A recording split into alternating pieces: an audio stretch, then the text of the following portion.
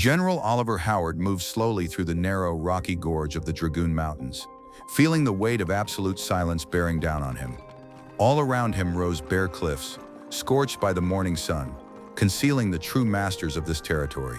At that very moment, Cochise, the leader of the Chiricahua Apache, stood on a hidden ledge, watching the delegation's every step. The fate of an entire people depended on whether the American officer would make a single wrong move as he approached the camp. A tremendous tension hung in the air, capable at any moment of turning the peace talks into an irreparable catastrophe.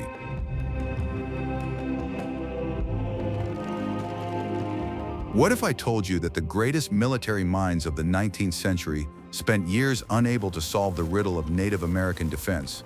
Are you ready to learn the truth about how small communities stopped entire cavalry regiments without firing a single shot? The hidden truth, long suppressed by official reports, lies in a unique system of spatial organization. This surpassed all expectations of researchers studying the archives of military campaigns in the southwestern United States. The secret, passed down from generation to generation, allowed settlements to blend into the complex desert landscape. You'll see what even the most experienced trackers, who spent years pursuing elusive groups on rocky plateaus, failed to notice. Information that seems like science fiction today was a harsh everyday reality for the inhabitants of the vast Sonoran region. This hidden security code altered the outcome of entire military campaigns on the southern borders of the modern United States.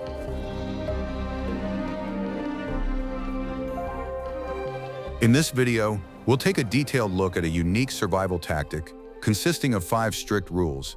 You'll learn the exact locations of guard posts, the ingenious traps set along the approaches, and the methods used to transmit distress signals.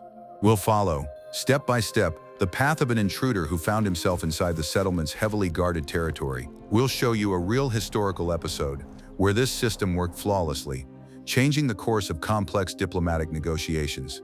Watch the video until the end, and you'll learn why an intruder who broke these 5 rules of the Apache camp was completely neutralized in exactly 1 minute. The first rule of defense strictly prohibited setting up camp in open terrain or near large bodies of water.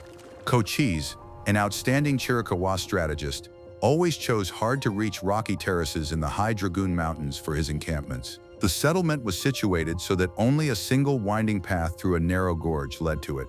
Such a choice of terrain forced any pursuer to abandon their usual formation and advance one person at a time. Traditional dwellings were built from branches and shrubs, blending completely into the surrounding desert landscape. Experienced tribe members erected these lightweight structures in natural rock recesses, avoiding flat, open areas. Building materials were always sourced from nearby thickets, so as not to disrupt the natural appearance of the terrain with branches brought from afar. In the event of a sudden threat, there was no need to defend such a camp at all costs, since it could be abandoned without regret. People simply vanished into the mountains, and the empty structures held no tactical value for an approaching enemy. Water was vital in this arid region, but the camp was never set up directly at the source itself. The camp was established on a significant elevation, offering an excellent view of the only nearby stream or spring. This approach allowed them to control the territory while remaining out of sight of weary travelers. The leader always knew that army patrols would inevitably head toward the water, so the spring itself became the perfect decoy. Diplomatic missions and trade caravans were also forced to stop at the water, placing them under the complete control of the observers. Native American leaders understood perfectly well the psychology of American officers, who were accustomed to thinking in terms of front lines and fortified forts. For the military, security was associated with thick walls, straight lines of defense, and a wide field of view in all directions. The local inhabitants, however, turned the very concept of emptiness and inaccessibility into their primary invisible armor. Mangas Coloradas, another influential chief, often used the labyrinthine canyons to create the illusion of a complete absence of people. Troops could pass just a few meters from the camp without suspecting that dozens of watchful eyes were observing them. The layout of the camp's interior also followed strict rules, designed to ensure an immediate response in case of an alarm. Each family knew its exact location relative to the center of the encampment and the possible escape routes. The space between dwellings was kept clear of unnecessary objects so that nothing would hinder rapid movement in the dark. Cooking areas were located in natural rock overhangs that concealed the light smoke from the morning fires. This spatial discipline was instilled throughout their lives, transforming the community into a single, well-coordinated mechanism. The most important element of the first rule was the presence of so-called false trails leading away from the actual camp. Warriors deliberately left clear tracks on soft ground, directing them into deep, dead-end gorges. The main path to the camp, however, ran over hard rock that left not a single moccasin print. This tactic forced pursuers to spend hours wandering over rocky terrain, drifting further away from their true target. During this time, the community gained precious minutes to calmly assess the situation and make a well-considered decision. Historical archives are full of reports from frustrated officers describing days-long searches in the mountains without the slightest result. They looked for classic settlements with palisades, but found only dust, rocks, and the deceptive silence of the canyons. Coaches skillfully exploited this misunderstanding, turning every mountain range into an insurmountable puzzle for the American command. The choice of location dictated the terms of the game, in which the enemy had no chance to exploit its technological advantage. The proper placement of the camp alone bought the time needed to implement the next stages of the defense. Every move to a new campsite was preceded by thorough reconnaissance and analysis of potential threats from all directions. The elders assessed the angle of the sun's rays to ensure that glare would not reveal the location of their shelters during the day. They even took into account the acoustic properties of the canyon, avoiding places where echoes could carry an accidental sound for many kilometers. This deep connection with nature allowed the indigenous peoples to read the landscape like an open book, inaccessible to outsiders. The nature of the Southwest was not a hostile environment to them. It served as their most reliable ally and protector. When delegations of officials tried to find leaders to negotiate with, they often found themselves completely at a loss. It seemed to them as if they were walking into a void, until suddenly a guide would emerge from behind the rocks, having been waiting for them all along. Diplomatic meetings always took place on the indigenous people's terms, in places where any aggressive action would have been pointless. This control over the terrain was the foundation not only of military, but also of political independence for many decades. Confidence in the security of their rear allowed the chiefs to negotiate from a position of equal and unchallenged strength. The foundation of security was laid long before any real threat emerged. During the stage of assessing the rocks and elevations, the understanding of how to conceal an entire settlement on bare cliffs still amazes researchers of military tactics. This art of utilizing the landscape became the first step in a unique mechanism that nipped the enemy's plans in the bud. I'd love to hear your perspective. What do you think about this approach to choosing a settlement site? Please share your thoughts in the comments. Can you guess what happened next when the army tried to bypass these natural fortresses using advanced scouts? The second rule of camp defense involved a unique echelon system of sentries, arranged in concentric circles. The outer ring of observers was positioned several kilometers from the camp itself, monitoring all strategic approaches. These forward posts were manned by the most experienced trackers, capable of lying motionless for hours among the scorching rocks. They detected not only the movement of people, but also the slightest changes in the environment. The renowned leader, Vittorio, paid special attention to selecting people for the extremely difficult task of surveillance on the outer perimeter. A sentry had to possess incredible physical endurance so as not to give himself away with a single movement when a stranger approached. The observers used local vegetation for camouflage, carefully wrapping their heads with bundles of dry grass or branches of creosote bush. Even the most experienced eye of an army scout could not distinguish a motionless person from an ordinary darkened rock or a dried-out tree trunk. Such flawless camouflage allowed the scouts to remain completely invisible while stationed on strategic high ground, with a perfect view for many kilometers around. Vittorio personally tested his men's ability to blend into the surrounding environment, not only visually, but also in terms of scent. Before taking up their positions, the warriors thoroughly rubbed their bodies with local dust and plant juices to conceal any human trace. They avoided eating strongly scented foods for several days before their watch, preparing to blend completely with the desert. The Chiricahua leader understood perfectly well that army horses and mules could sense a stranger long before the cavalrymen themselves spotted him. Thanks to this meticulous preparation, the animals in the columns remained calm, without alerting their riders to the hidden threat on the slopes. The inner defensive ring was positioned much closer to the camp, at points where there were possible narrow passages and dry riverbeds. Here, young but already battle-tested members of the community stood guard, ready to instantly pass on the information they gathered down the chain of command. Their main task was to avoid engagement under any circumstances and to accurately assess the scale of the impending threat. They meticulously recorded the size of each approaching group, the quality of their weapons, the number of pack animals, and their exact direction of movement. This multi-tiered structure completely ruled out the possibility of a sudden enemy appearance right at the borders of the temporary settlement, keeping the initiative in the hands of the defenders. These internal sentries functioned as a highly precise analytical mechanism, picking up on details that were completely inaccessible to observers on the outer perimeter. The young warriors paid attention to the condition of the horse's horseshoes to gauge how long the unit had been on its grueling march. They could unerringly distinguish officers from rank-and-file soldiers by the way they sat in the saddle and the characteristics of their field gear. All the information gathered allowed them not only to confirm the presence of strangers, but also to discern the expedition's true intentions. Each surveillance unit operated completely autonomously, yet remained inextricably linked to the central strategic decision-making headquarters. American patrols often moved through wide valleys, completely confident in their utter invisibility and safety. The officers relied solely on the absence of dust clouds ahead, considering this the main sign that no Native American groups were nearby.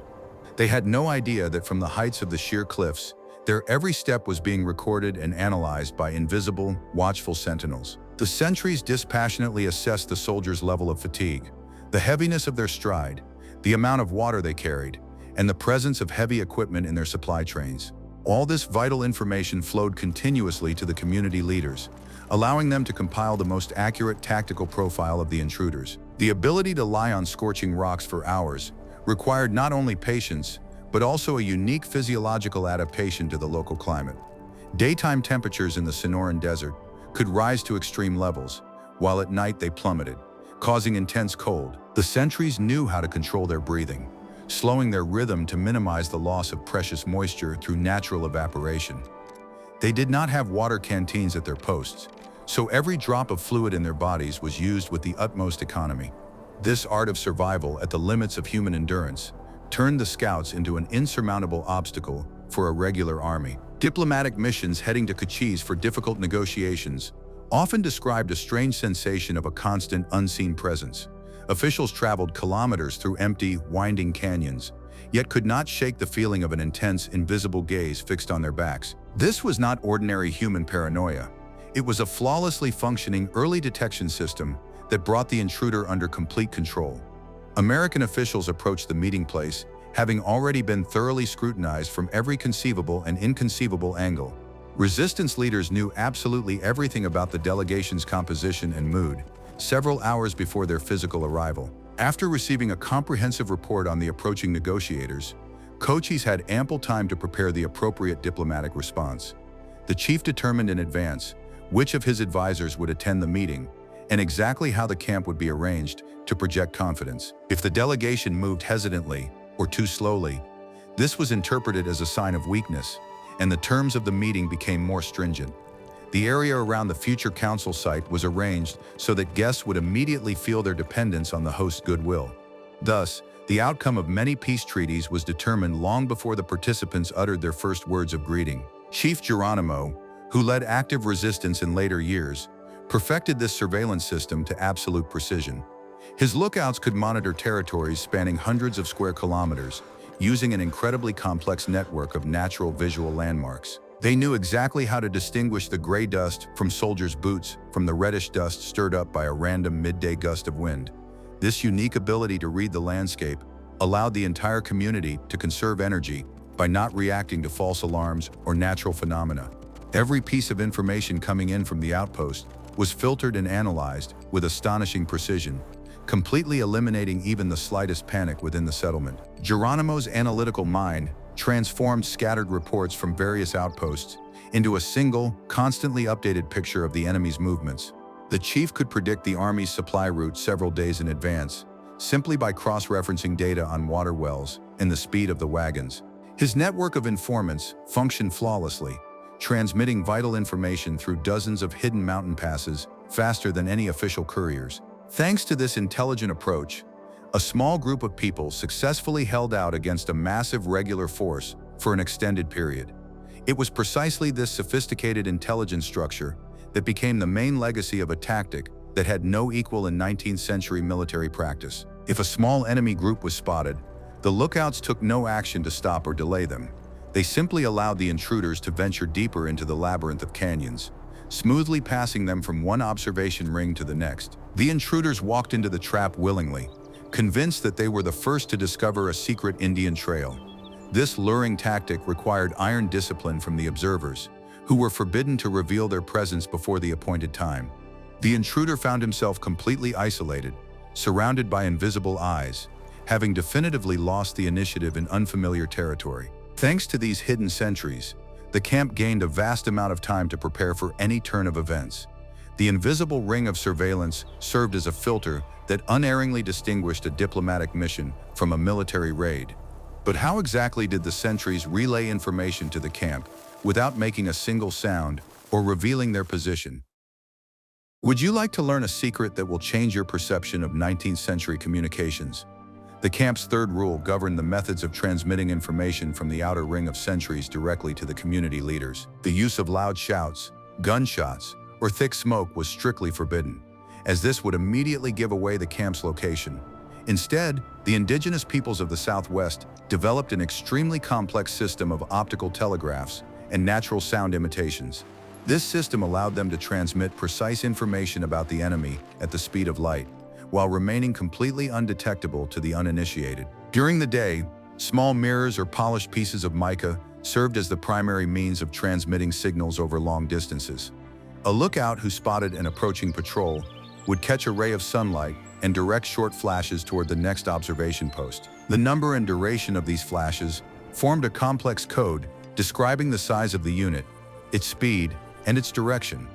American officers often mistook these split-second flashes on the rocks for ordinary sun glare on quartz deposits. As the column slowly advanced, detailed reports were already flying overhead, ahead of the soldiers by kilometers. Chief Cochise personally ensured that every member of the defense force was fully proficient in the art of deciphering these messages. The system was configured so that the signal was transmitted not in a straight line, but in a zigzag pattern, bouncing off hidden outposts. This made it impossible to trace the signal's endpoint and pinpoint the exact location of the settlement being defended. Even if an army tracker happened to notice an unnatural glare, he could not understand its meaning or determine its direction. The light telegraph transformed the bright desert sun into the chief information ally of the Native American leaders and guards. When the sun set or the sky became overcast, an alternative system of unique acoustic signaling came into play. But these were not loud calls. Rather, they were perfect imitations of the sounds of the nighttime desert, arousing absolutely no suspicion. The sound of a falling rock, the muffled whistle of air being cut through, or the faint crackling of dry branches, performed by a scout, carried information. The only difference was a pitch or rhythm imperceptible to an outsider's ear, which was instantly recognized by other members of the community in the darkness. The soldiers sitting by the campfires heard only ordinary natural sounds, unaware of the intense exchange of information taking place around them. Mangas Coloradas often used this acoustic camouflage to coordinate his men's movements during nighttime patrols.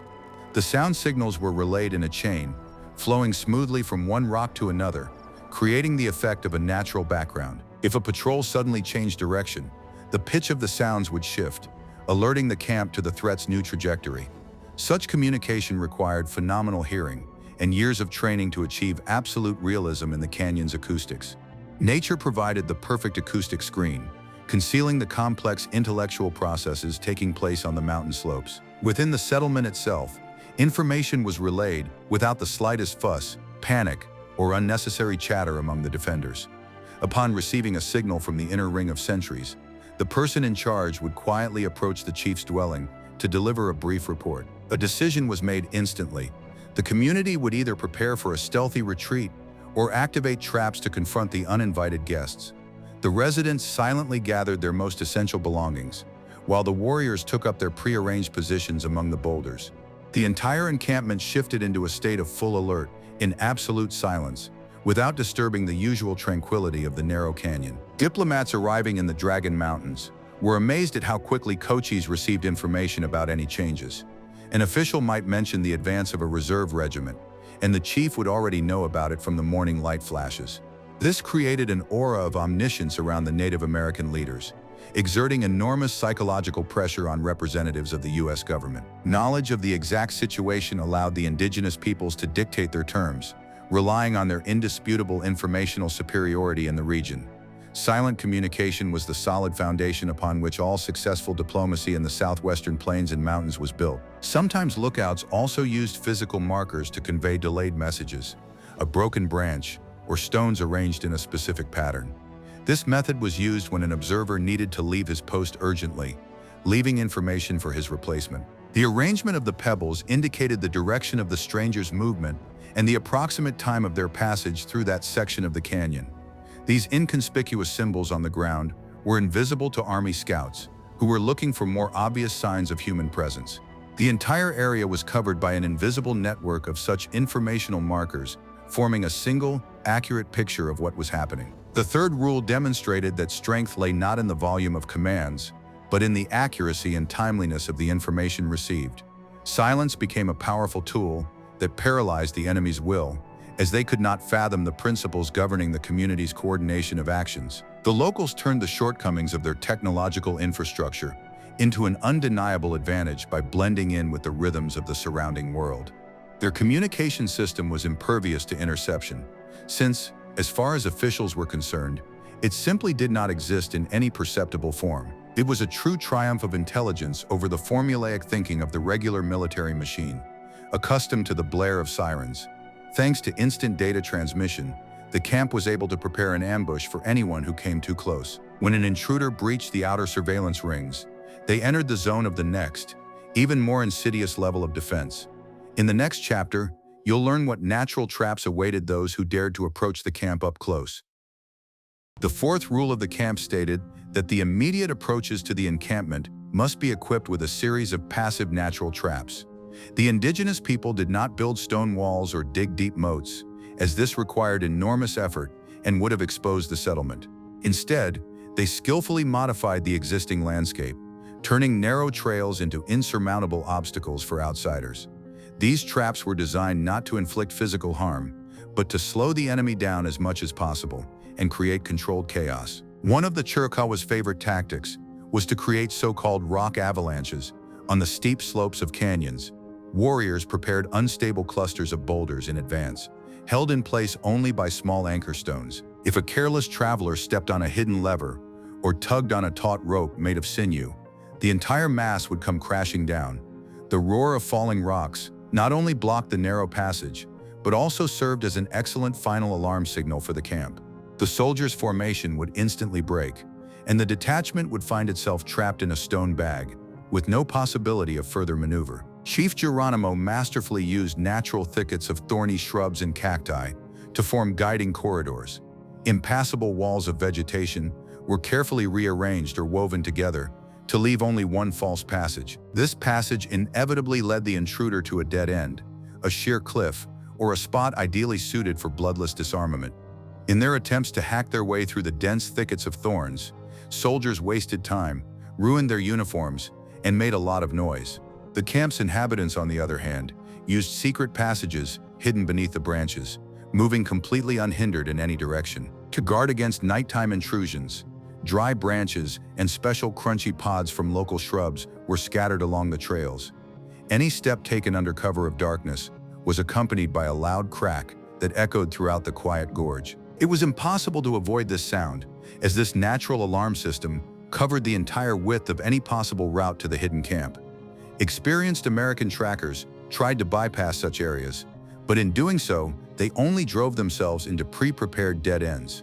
This simple precaution completely deprived the enemy of the main advantage of a nighttime operation: complete surprise. An important element of the fourth rule was the use of false water sources near the approaches to the main camp. The community created small depressions where rainwater collected, attracting the attention of army patrols parched with thirst. While the detachment stopped and let its guard down by the water, it found itself under close surveillance from all the surrounding heights. At that moment, the intruders were most vulnerable.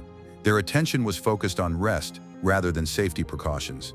This allowed the indigenous people to maintain complete control of the situation, dictating their terms without direct, aggressive confrontation. Diplomatic envoys, traveling to Cochise, often describe their journey as an exhausting test of endurance. Their guides led them through the most treacherous scree slopes and thorny thickets, deliberately demonstrating the inaccessibility of the chosen territory.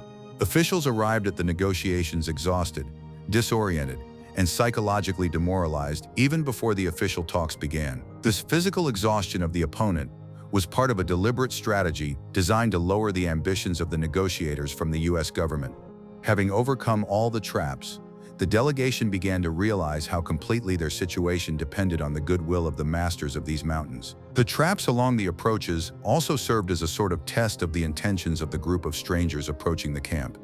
If the travelers moved cautiously, without hiding and signaling their peaceful intentions, the sentries could deactivate some of the barriers. But if the group tried to sneak in secretly or marched in battle formation, the obstacles would be activated to their full destructive potential. This allowed for a flexible response to the level of threat, avoiding the use of serious measures until the circumstances were fully clarified. The system functioned as a complex filter, infallibly separating random travelers from targeted military expeditions. The community's residents played a key role in keeping these engineering structures in a state of constant readiness. They regularly checked the tension of the hidden ropes, replenished the dry branches on the trails, and monitored the stability of the rock scree. This routine work required a deep understanding of the mechanics and properties of natural materials available in the harsh, arid climate. Each generation made its own improvements to the system of obstacles, making them increasingly sophisticated and imperceptible to the eye. The tradition of defending their homes was passed down through the years alongside the secrets of foraging for food and crafting everyday household items. The fourth rule of defense turned the final few hundred meters to the camp into the most difficult part of any journey. The army expended enormous resources to overcome these natural barriers, irrevocably losing the initiative and morale. Indigenous peoples demonstrated that skillful use of the terrain could replace hundreds of armed guards on the defensive line. Their philosophy was based on a deep understanding of the power of nature and the ability to channel that power to protect their community. Nature became a solid shield that could not be breached by a massive cavalry charge. But what happened if an intruder still managed to overcome all obstacles and set foot on the campgrounds? In the next chapter, you'll learn how the final, fifth rule worked, one that neutralized the enemy in exactly 60 seconds. Are you ready to take a look inside the camp itself and witness the perfect coordination of all community members? The fifth rule came into effect at that rare moment when an intruder, having overcome all barriers, penetrated the settlement. The concept of the final defense was to create a so-called zone of emptiness at the very center of the camp, between the dwellings. When an enemy or uninvited guest stepped onto this open area, they found a completely empty space. At that very moment, a tight ring closed silently behind them, cutting off the only possible route of retreat. This was a critical phase designed to completely break the enemy's will in exactly 1 short minute. The intruder, expecting to encounter panic, chaos, or open resistance, was met with a terrifying silence and perfect order. Dozens of defenders emerged simultaneously from their cover, focusing their attention on the target from different sides of the canyon. Community leaders, such as Cochise, stood on a small rise, their very presence demonstrating complete control over the situation. During those 60 seconds, any soldier or scout clearly realized his helplessness and the impossibility of further active resistance. An important detail of the fifth rule was the strict division of roles among all camp residents at the moment of the breach. Part of the community would leave in advance along safe trails to the upper levels of the cliffs, taking their most valuable supplies with them. Only those whose task was to instantly block the uninvited guest from all possible flanks remained on the grounds. Each warrior knew his sector of responsibility, covering a specific field of view to eliminate any blind spots. This synchronized action looked like a rehearsed maneuver, where every movement was calibrated down to the millimeter. If the intruder turned out to be an armed army unit, the first minute determined the entire outcome of the ensuing tactical confrontation. The ring did not close in aggressively. It simply pinned the soldiers in the center, depriving them of their spatial advantage and reliable cover. The defenders did not utter a sound. Their confident silence got on the cavalrymen's nerves more than any war cries could. The officers, trapped in this stone bag, clearly understood that any sudden movement would lead to their immediate disarmament. Diplomacy began precisely at this moment of absolute superiority, achieved through the impeccable organization of space. Mangas coloradas described this tactic as a way to take the enemy's will before taking their weapons. The sudden transition from a grueling trek through traps to being completely surrounded in a quiet camp shattered the morale of even the most hardened soldiers.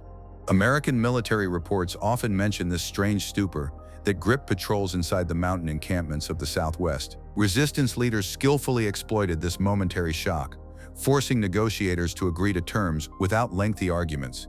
Flawless execution of the fifth rule transformed a potentially complex situation into a swift procedure for taking control of the arrivals. When a diplomatic mission arrived, the ring closed less conspicuously, but with the same effectiveness of total control. The delegation found itself in the center of the clearing, surrounded by a dense wall of watchful faces, assessing their every movement and gesture. The chieftain would step forward to greet the guests only after he was fully convinced that there was no hidden danger or ambush.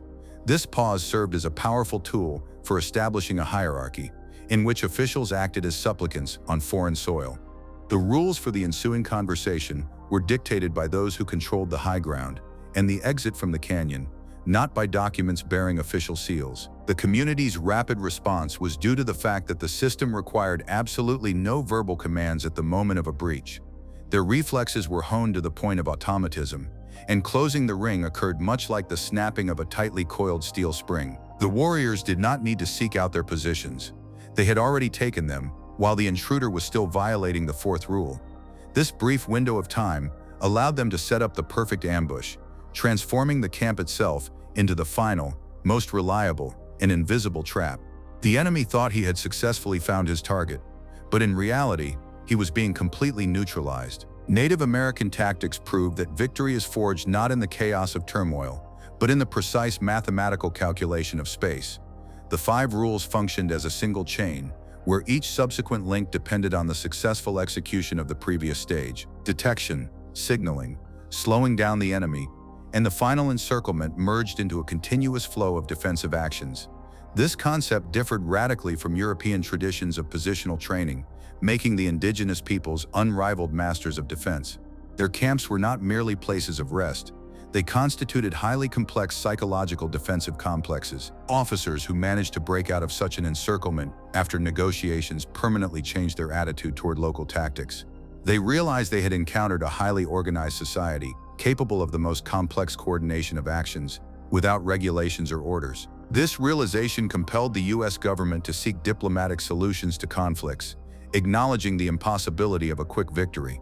Respect for the enemy's intellect became a solid foundation for signing peace treaties that maintained a balance on both sides. 1 minute of absolute control inside the camp changed the course of history more effectively than months-long sieges of fortified forts. But how exactly was such remarkable discipline instilled, allowing dozens of people to act as a single, coordinated unit? And how did all 5 of these rules play out in the actual historical situation that determined the tribe's fate in the 19th century? Perfect execution of the 5 camp rules was impossible without years of training, which began from the very first days of joining the community. New warriors were taught to walk silently, shifting their weight to the outer edge of their feet so as not to snap dry branches. Recruits trained for hours to hide among the scorching rocks, developing skills in perfect camouflage across challenging mountainous terrain. This practice instilled a fundamental understanding of the landscape, which would later save the lives of entire settlements when cavalry appeared. Novice defenders were assigned the roles of messengers within the inner ring of sentries, accustoming them to immense responsibility and the need for quick decision-making. They learned to convey complex information using precise sound imitations of the rustling wind, training until their sounds were perfected. Experienced mentors strictly monitored the completion of tasks, punishing even the slightest inattention or loss of concentration during prolonged surveillance. The training was based on deep respect for the community's safety laws and unquestioning obedience to leaders under any extreme circumstances. Only after passing all these rigorous trials did a candidate earn the right to take a place in the outer ring of the mountain encampment's defenses. This training system found its ideal application in 1872 in the Dragon Mountains. It was then that General Oliver Howard, endowed with special authority by the president, set out in search of Cochise's elusive camp. Returning to the scene from the beginning of our story, the general, accompanied by a small escort, ventured deep into the labyrinth of rocky canyons. He had no idea that his detachment had been spotted by outer sentries several days before they even approached. The entire system of the 5 rules sprang into action, working in unison to prepare for the arrival of this high-ranking representative of the American government. Light signals conveyed the exact number of people in Howard's entourage, confirming that this was a diplomatic mission, not a military expedition. Cochise ordered the general to be allowed through the first lines of defense, closely observing his behavior and reactions to the artificial obstacles. Howard and his companions were exhausted by the heat, stumbling over rocky scree and getting tangled in thorny thickets. They followed false trails as invisible guards slowly guided them toward the only correct passage through the rocks. The diplomats felt completely isolated, realizing that their situation depended entirely on the unseen masters of these rugged mountains. Finally, the general's detachment overcame the last obstacle and emerged onto a small, level clearing in the very center of the narrow gorge. At that moment, the 5th rule of the Chiricahua camp came into play, striking Howard with its cinematic precision and the absolute silence of its execution. Armed defenders sprang up around the clearing, as if from the ground, instantly encircling the delegation in a tight and completely controlled ring. Not a single sound broke the tense silence of the canyon. Only calm gazes were fixed on the weary officials. Within a minute, the American mission found itself completely paralyzed, at the mercy of the man they had been searching for so long. From the crowd of warriors, Cochise himself, the tall, stately leader of the local resistance, stepped forward slowly and with immense dignity. He showed not a trace of aggression, but his posture radiated the absolute confidence of one in complete control of the situation on his native soil. Howard, who had weathered the most grueling military campaigns, was struck by this display of strength, rooted in discipline rather than threats. The general realized that breaking these people by force in their native mountains would be a virtually impossible task for the army. That momentary shock became the starting point for the most productive and honest negotiations in the history of southwestern territorial conflicts. Cochise invited the general to the campfire, where a long and extremely complex conversation about the future of his mountain people began. The Chiricahua leader adamantly demanded that a reservation be established specifically on their ancestral lands, refusing to be resettled in other arid regions. He argued that his people were inextricably bound to these mountains, and that separation would spell disaster. Howard, impressed by the chief's tactical genius and wisdom, listened to these arguments, objectively assessing the actual balance of power. The flawless application of the 5 rules of defense convinced the American side of the need for serious compromises in order to achieve a truly lasting peace. The outcome of this meeting was a historic treaty that temporarily secured for the Chiricahua a vast territory in the southeastern part of present-day Arizona. Cochise achieved his main goal.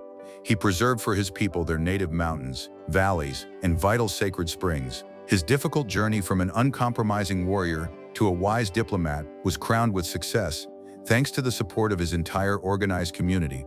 This political victory would have been impossible without a security system that allowed negotiations to proceed on the Native Americans' terms.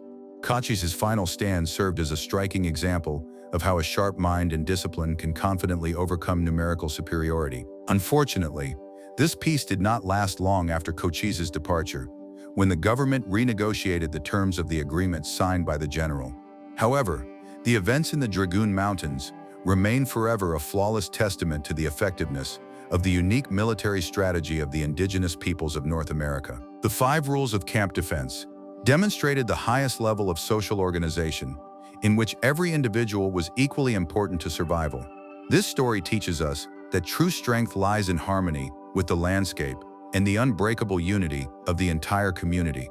The traditions and skills passed down over the years proved to be far stronger and more reliable than any man-made fortifications of that time. The journey of Cochise and his comrades convincingly proves that defending one's home requires not only courage, but also deep tactical knowledge. The Native Americans of the Southwest have forever inscribed their names in world history, leaving future generations an example of incredible resilience and ingenuity. Their survival methods continue to inspire genuine admiration today, reminding us of the importance of respecting cultural and historical heritage. These events forever changed theorists' understanding of how to wage territorial warfare in the planet's most extreme climatic conditions. The legacy of the Dragoon Mountains lives on in the pages of the archives, awaiting new, attentive researchers of military tactics.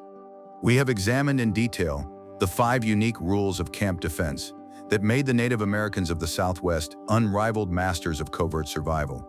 From the proper choice of location and a multi-tiered system of sentries to silent communication and the instantaneous closure of a ring of complete control.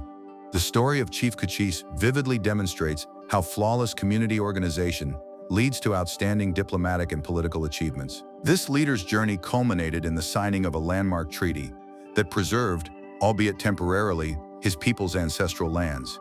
What do you think of this topic and the story of the incredible resourcefulness of people who defied the powerful military machine of that time? Please suggest topics in the comments for future videos you'd like to see on our channel. And don't forget to subscribe.